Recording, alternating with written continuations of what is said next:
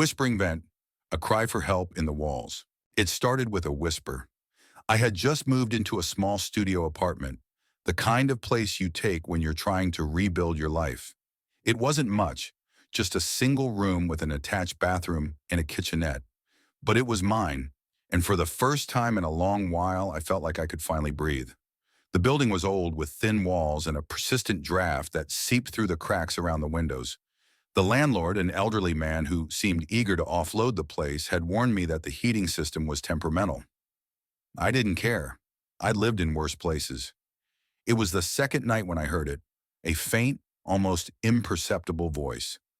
At first I thought it was one of the neighbors, maybe someone talking on the phone, but it seemed to come from inside my apartment, low and whispery, barely audible over the hum of the fridge. I paused, holding my breath, but the sound stopped. I brushed it off. Old buildings make noises, I told myself. It was probably just the pipes. The next night, it happened again. I was lying in bed when I heard it, closer this time, soft and deliberate, like someone was whispering my name. I sat up, my heart pounding. The sound seemed to come from the vent above my bed. I stared at it for what felt like hours, but nothing happened. By the third night, the whispers had grown louder. They were still faint, but distinct enough that I could make out words. "Help me," it said over and over. I tried to tell myself it was my imagination, that maybe the sound was coming from another apartment and just carried through the vents. But something about it felt wrong. It didn't sound like a neighbor. It sounded desperate. The next morning I called the landlord. He laughed it off, saying the building was old and the ducts probably carried noise from other units. "Don't worry about it," he said. "You'll get used to it." But I couldn't get used to it. The whispers didn't stop. Every night they grew louder, more insistent. "Help me," the voice pleaded, followed by faint sobbing. I started sleeping with the TV on, trying to drown out the sound, but it didn't help. The voice seemed to cut through everything, echoing in my head long after it had stopped. One night, I decided to investigate. Armed with a flashlight and a screwdriver, I climbed onto my bed and unscrewed the vent cover. The metal was cold and grimy, and the screws were rusted as though they hadn't been touched in years. When I pulled the cover off, a wave of cold air hit me, carrying the faint smell of damp earth. I shone the flashlight into the duct. It was narrow and lined with dust, but otherwise empty, no signs of anything unusual. I was about to replace the cover when I noticed something strange. The sound didn't stop. The whispering was still there, louder now that the vent was open.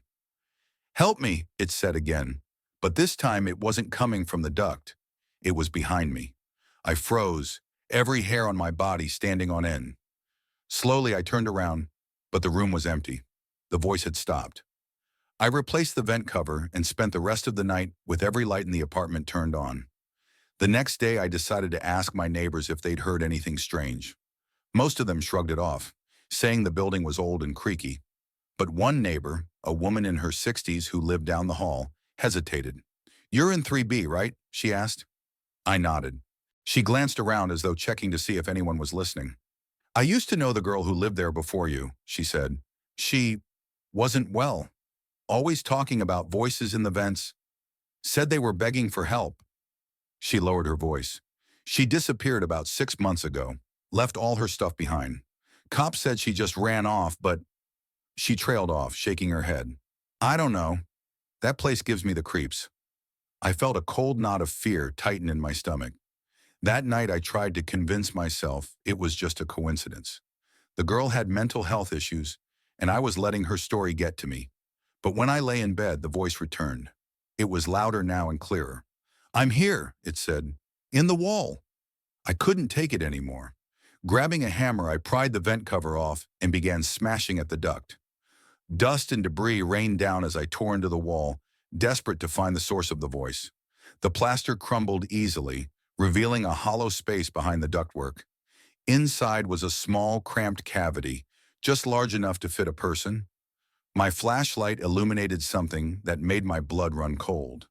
A pile of bones, twisted and broken, half buried in the dirt. The skull was tilted toward me, its hollow eyes staring as though begging for release. The whispers stopped. I called the police, and they confirmed what I already knew. The remains belonged to the previous tenant, the girl who had disappeared. She had been trapped in the wall for months, unable to escape, her cries for help unheard. The landlord was arrested, though he denied everything. He claimed he had no idea how she ended up there, but the evidence suggested otherwise.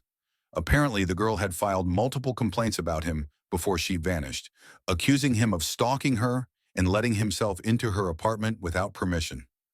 I moved out the next day, but the voice hasn't left me. Even now in my new apartment, I sometimes hear it, faint and desperate, whispering from the vents. Help me.